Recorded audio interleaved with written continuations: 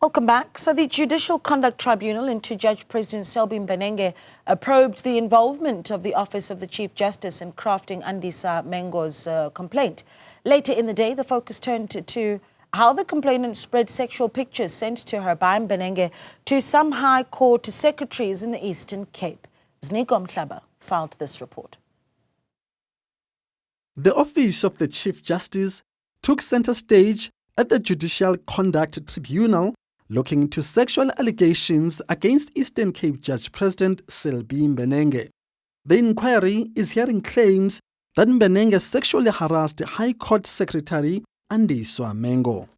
On Thursday, a former advisor at the Office of the Chief Justice took the stand to testify about Mengo's complaint.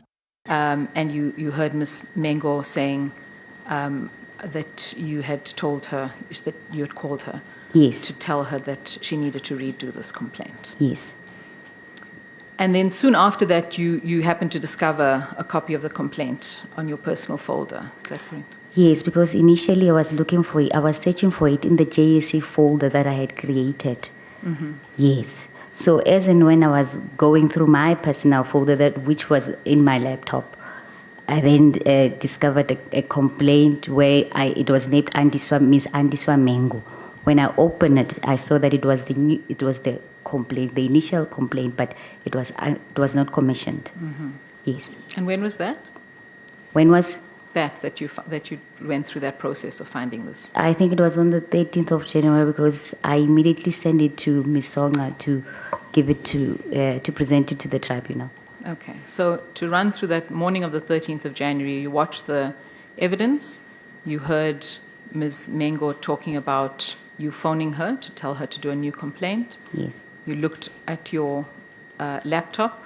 No, when I looked at my top, I was not looking for it specifically. Mm-hmm. I just came through it when I was looking for something else. That's when I discovered that this is where I had saved it. Mm. Yes. However, Mengo's legal team questioned the credibility of the testimony. When you look at the transcript of the 13th of January, by 12:53, by 1 o'clock, which is the lunch break, Ms. Mengo had not even mentioned the complaint. She hadn't mentioned the misplaced complaint at all. In fact, that whole morning of the evidence had been taken up by procedural discussions, by opening statements, and then by Ms. Mengo starting evidence talking about her dispute with the court manager. Okay. So I want to put it to you that you could not have had your memory jogged about the misplaced complaint by hearing Ms. Mengo testify about the complaint before 12:53 on the 13th of January.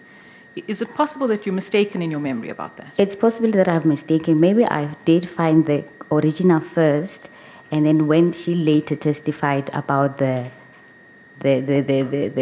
misplacement part, that it jogged my memory that it initially was misplaced. It's possible.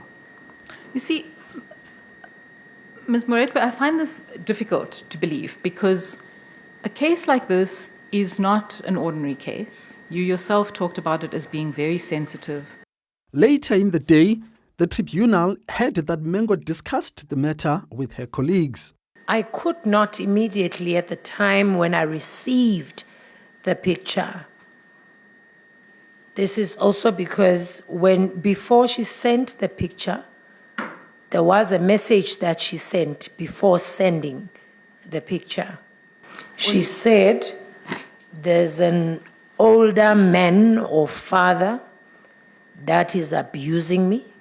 She then said, he is sending me pictures, and what I hate is the fact that I am in the same age group as his children. Jolobe will continue with her testimony on Friday. For Newzroom Afrika on Channel 405, I'm Ziniko Mhlaba in Johannesburg.